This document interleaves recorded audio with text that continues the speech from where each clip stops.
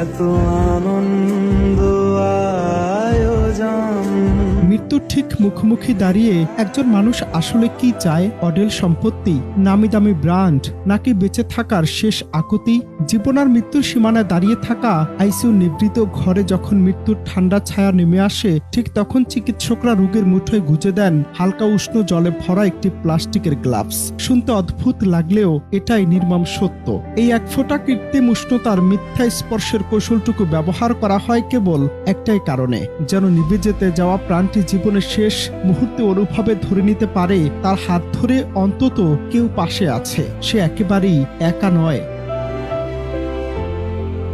চিন্তা করা যায় কি অদ্ভুত আর হৃদয় বিদারক এই মেডিকেল সায়েন্সের ছলনা, যে মানুষটি হয়তো সারা জীবন শত শত মানুষের ভিড়ে হেসে খেলে কাটিয়ে দিল, কোটি টাকার সম্পদ তৈরি করলো, জীবনের শেষ বিকেলে তাকে আঁকড়ে ধরতে হচ্ছে একটি রাবারের গ্লাভসের কৃত্রিম স্পর্শ। মেডিকেল সায়েন্স হয়তো ওষুধ দিয়ে শরীরের যন্ত্রণা কমাতে পারে, কিন্তু হৃদয়ের শেষ হাহাকার কি কোনো চিকিৎসায় মেটে? মৃত্যুর দুয়ারে দাঁড়িয়ে কোনো দামি ওষুধ বা যান্ত্রিক চিকিৎসায় মানুষ আর ভরসা খোঁজে না। সে তখন ব্যাকুল হয়ে শুধু চেনা কোনো প্রিয় মানুষের একজোড়া হাতের খাটে স্পর্শ আর একটুখানি সত্য উপস্থিতি খোঁজে।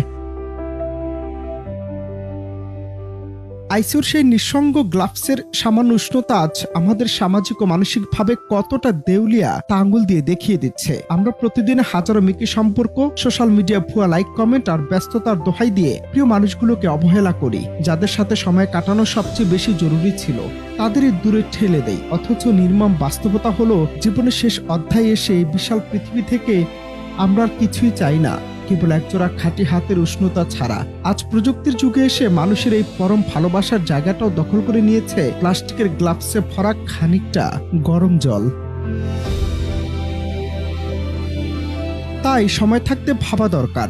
সম্পর্কের মূল্য দিতে শিখুন, প্রিয় মানুষগুলোকে একটু সময় দিন। জীবনের জটিল হিসাব নিকাশ শেষে দিন শেষে আমরা সবাই কেবল খাঁটি অনুভূতি আর ভালোবাসারই কাঙ্গাল। মনে রাখবেন, মানুষ বেঁচে থাকতেই তাকে ভালোবাসতে হয়, কারণ মৃত্যুর শেষ প্রহরে ওই কৃত্রিম স্পর্শ কখনই সত্যি ভালোবাসার বিকল্প হতে পারে না।